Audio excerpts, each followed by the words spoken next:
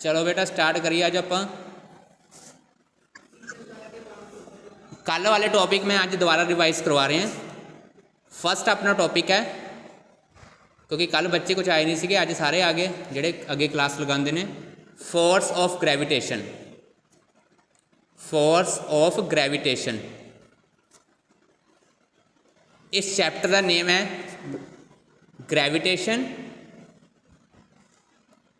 तो सब तो पहला टॉपिक है फोर्स ऑफ ग्रेविटेशन। इस यूनीवर्स के विच कोई भी दो मासिस ले लिए आप, कोई भी दो मास ले लिया आप, उन्हां विच जिहड़ी फोर्स होगी, ठीक है, वो भी फोर्स किहड़ी, force of attraction, force of attraction. Universe के विच कोई भी दो मासिस, उन्हां विच जिहड़ी फोर्स ऑफ अट्रैक्शन होगी उन्होंने आप बोलांगे फोर्स ऑफ ग्रेविटेशन। क्या बोलांगे बेटा आप? Force of gravitation. आ चीज़ क्लियर होगी? Lakshita, Hritik, Naina, yes sir. ठीक है। फिर ये डेफिनेशन आप किवें बनावांगे?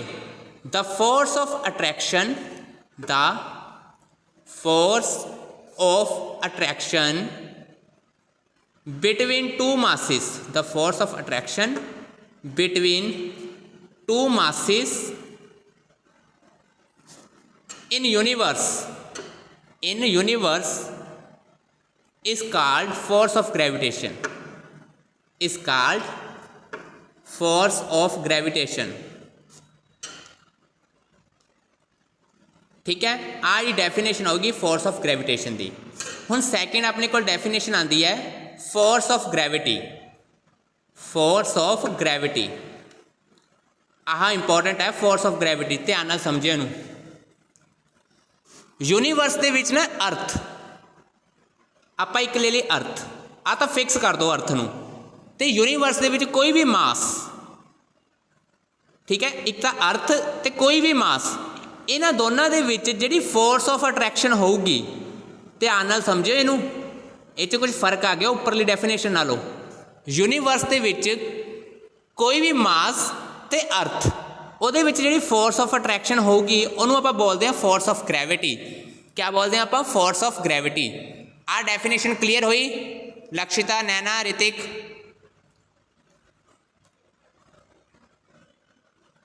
नैना क्लियर हुई? Yes sir. तो फिर डेफिनेशन क्या हुई? सर ग्रेविटी वाला दोबारा से समझा। यूनीवर्स के विच एक तो आप अर्थ फिक्स करती, अर्थ और किसी भी मास, कोई भी मास ले लो, ਉਹਦੇ ਵਿੱਚ ਜਿਹੜੀ फोर्स ऑफ अट्रैक्शन होगी, अर्थ ते कोई भी मास, ਉਹਨੂੰ ਆਪਾਂ बोलते हैं फोर्स ऑफ ग्रेविटी। हो गया क्लियर लक्षिता, नैना?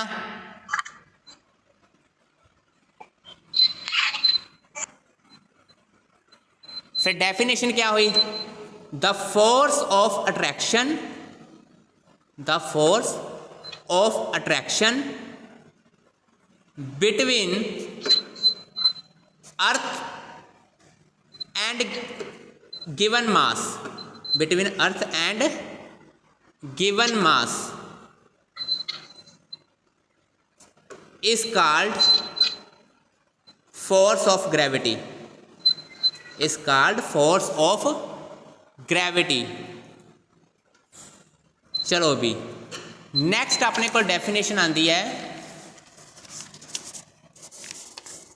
नेक्स्ट डेफिनेशन अपने को acceleration due to gravity, acceleration due to gravity. ध्यान नाल आ समझियो, acceleration due to gravity, force of gravity के वजह नाल कोई बॉडी है, जे मान लो थोड़े कोल कोई बॉडी है या कोई ऑब्जैक्ट है, ਇਹਦੇ ਵਿੱਚ एक्सेलरेशन प्रोड्यूस हो रहा है। ਇਹਦੇ ਵਿੱਚ क्या प्रोड्यूस हो रहा है? एक्सेलरेशन। किहदे करके? फोर्स ऑफ ग्रेविटी करके। किहदे करके? फोर्स ऑफ ग्रेविटी करके। अब कोई बॉडी है, ਇਹਦੇ ਵਿੱਚ एक्सेलरेशन प्रोड्यूस हो रहा है, किहदे करके? फोर्स ऑफ ग्रेविटी करके। तो उन्होंने आप की बोलते हैं? एक्सेलरेशन ड्यू टू ग्रेविटी बोलते हैं। आप उन्होंने की बोलते हैं? Acceleration due to gravity. कोई भी बॉडी है, ਉਹਦੇ ਵਿੱਚ एक्सेलरेशन प्रोड्यूस हो रहा है, किहदे करके? फोर्स ऑफ ग्रेविटी करके। उन्होंने बोलते हैं acceleration due to gravity. Clear होया? हाँ Naina? Lakshita, Hritik, yes sir. Definition क्या होगी फिर? The acceleration produced in the body, the acceleration produced in the body due to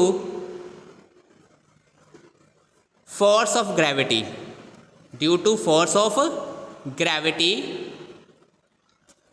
is called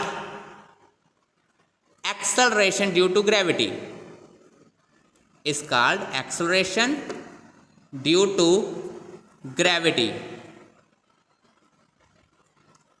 लो भी आज दी लास्ट टॉपिक अपना Newton's law of gravitation, Newton's law of gravitation very very important, 3 marks लिए बहुत ज़्यादा important है, ध्यान नाल समझो। हुण न्यूटन ने की कहा, कोई भी दो मासिस ले लो, एक ले लो m1, एक ले लो m2, ठीक है, एक m1 ले लिया, एक ले लिया आप m2, इन्हें जो डिस्टेंस कितना होगा r, मान लो इन्हें डिस्टेंस कितना है r, कोई भी दो मासिस ले लिया आप, एक ले लिया आप m1, एक ले लिया आप m2 मास, इन्हें जो डिस्टेंस कितना है अपने को r, ठीक है। हुण आप पिछे पढ़ के आए हैं दो मासिस दे विच किहड़ी फोर्स हुंदी है, किहड़ी फोर्स हुंदी है नैना, दो मासिस दे विच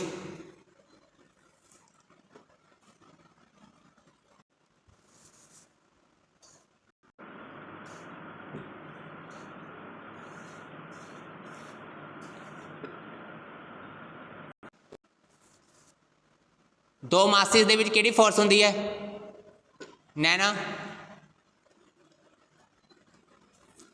लक्षिता, ऋतिक, सर क्या? दो मासिस दे विच किहड़ी फोर्स हुंदी है, देखो आप करके आए हैं पहला, किहड़ी फोर्स हुंदी है? Force of gravitation. ठीक है, वेरी गुड। हुण न्यूटन ने की कहा, दो मासिस दे विच जिहड़ी फोर्स ऑफ ग्रेविटेशन हुंदी है और डायरैक्टली प्रोपोर्शनल हुंदी है प्रोडक्ट ऑफ द मासिस, किहदे प्रोपोर्शनल हुंदी है? प्रोडक्ट ऑफ द मासिस, दोनों मासिस दे प्रोडक्ट दे, मतलब मल्टीप्लाई दे, ते इनवर्सली प्रोपोर्शनल हुंदी है डिस्टेंस किन्ना इन्हां च r, उहदे डिस्टेंस दे स्केयर दे। ध्यान नाल देखो,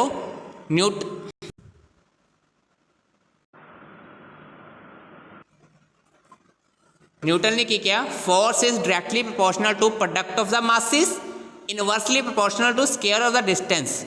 दोनों नू इक्वेशंस नू कर दो कंबाइन, चलो भी कंबाइन कर दिए, m1 m2 upon r square बन गया चीज़, दोनों नू कंबाइन करता। जे प्रोपोर्शनैलिटी का साइन हटाना है तो की लगाना पऊगा? कांस्टेंट। आ बन गया फार्मूला, ठीक है, आ न्यूटन्स लॉ का फार्मूला है। तो इस कैपिटल जी की वैल्यू फिक्स होंदी है, कितनी होंदी है? 6.67 इंटू 10⁻⁻11 न्यूटन मीटर स्केयर पर किलोग्राम स्केयर। आ वैल्यू याद कर लो, एग्जाम से पूछूंगा मैं भी ग्रेविटेशनल कांस्टेंट की वैल्यू कितनी होंदी है? 6.67 इंटू 10⁻11 न्यूटन मीटर स्केयर पर kg स्केयर। चलो आ जो भी मैं मोल लिया इंग्लिश लिख दिया हूँ। It states that, Newton's law की स्टेट्स करता है, the force of gravitation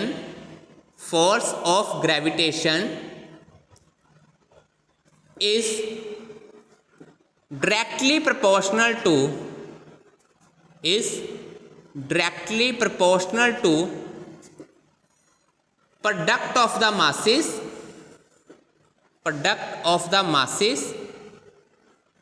and inversely proportional to square of the distance between them, square of the distance between them. इत्थे खत्म।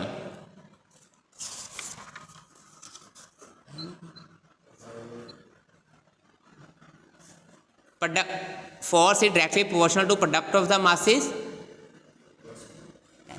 9th square of product directly proportional to product of the masses.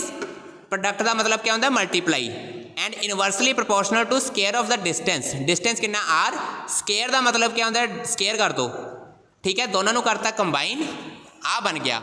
J proportionality का sign हटाना तो की लगाना पैंदा आपां नूं कॉन्स्टेंट। कॉन्स्टेंट क्या लगाया आप उरे जी। इस जी की वैल्यू होंदी आह। नैना पता लग गया सब कुछ जो करवाया?